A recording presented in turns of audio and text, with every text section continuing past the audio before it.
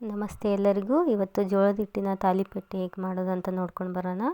ಮೊದಲಿಗೆ ಒಂದು ಕಪ್ದಷ್ಟು ಜೋಳದ ಹಿಟ್ಟನ್ನು ತೊಗೊಂಡಿದ್ದೀನಿ ನಾನು ದೊಡ್ಡ ಕಪ್ಪದಲ್ಲಿ.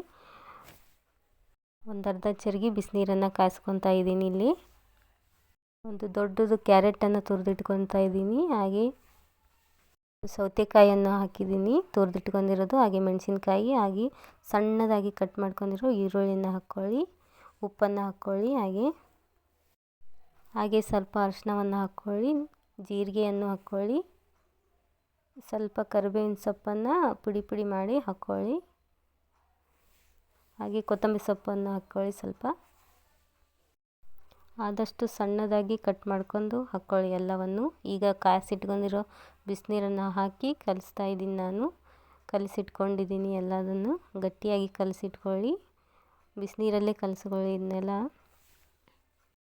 ಹಾಗೆ ನಾನು ರೊಟ್ಟಿ ಥರ ಬಡಿದು ಮಾಡ್ತಾಯಿದ್ದೀನಿ. ನಿಮಗೆ ಬಡಿಯೋಕ್ಕೆ ಬರಲ್ಲ ಅಂದರೆ ಲಟ್ಟಿಸ್ಕೊಂಡು ಮಾಡ್ಕೋಬೋದು ನೀವು. ಎಲ್ಲ ತರಕಾರಿಯನ್ನು ಸಣ್ಣದಾಗಿ ಅಥವಾ ತುರ್ಕೊಂಡು ಹಾಕ್ಕೋಬೇಕು, ಹಾಗಾದರೆ ಲಟ್ಸೋಕೆ ಬರ್ತಿದ್ದು. ನಾನಿಲ್ಲಿ ಬಡ್ದು ಮಾಡ್ತಾಯಿದ್ದೀನಿ. ಈಗ ಒಲೆ ಮೇಲೆ ಹಂಚಿಟ್ಕೊಂಡು ಅದಕ್ಕಾದ ನಂತರ ತಾಲಿಪಟ್ಟನ್ನು ಹಾಕ್ಕೊಳ್ಳಿ. ಇಲ್ಲಿದ್ದರೆ ಅಂಟ್ಕೊಳುತ್ತಾ, ಹಂಚ್ಕಾಯಲಿಲ್ಲ ಅಂದರೆ. ಹಾಗೆ ಇನ್ನೊಂದನ್ನು ಬಡ್ದಿಟ್ಕೊಂಡಿದ್ದೀನಿ ನಾನು.